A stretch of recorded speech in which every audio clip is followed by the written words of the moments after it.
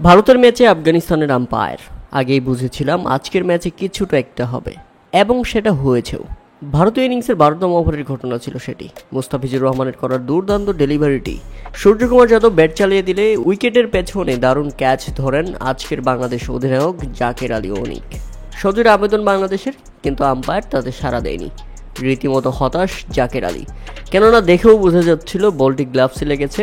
ধারাভাষ্য কক্ষ থেকেও বলছিল, কিন্তু আম্পায়ার আউট দেয়নি। এতে হতাশ বাংলাদেশ এবং সাথে সাথে রিভিউ নেয়, এবং টিভি রিপ্লাইতে দেখা যায় সেই প্রত্যাশিত ঘটনা, বলটি ব্যাটে লেগেছে সত্যি, এবং দারুণ ক্যাচ ধরেছেন জাকির আলী। পরবর্তীতে নিজের ডিসিশন পরিবর্তন করে নেন আফগানিস্তানের এই আম্পায়ার, আর তাতে বাংলাদেশ পায় চতুর্থ উইকেট। 114 রানে ভারত হারায় সূর্যকুমার যাদবকে। এর আগে প্রথমে ব্যাটিং করতে নেমে বাংলাদেশের শুরুটা ভালো ছিল। ভারত ধীরগতির শুরু করলেও 3 ওভারের পর থেকে বিধ্বংসী হয়ে ওঠে বিশেষ করে অভিষেক শর্মা। মুহূর্তেই এই ব্যাটসম্যান তুলে ফেলেন 50। ব্যাক টু ব্যাক 50-র পর হয়ে উঠেছেন আরও বিধ্বংসী।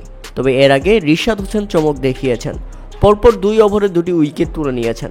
ফিরিয়ে দিয়েছেন শুভমান গিলকে, এবং ফিরিয়ে দিয়েছেন উইকেটে আসা নতুন ব্যাটসম্যান শিবম দুবেকে।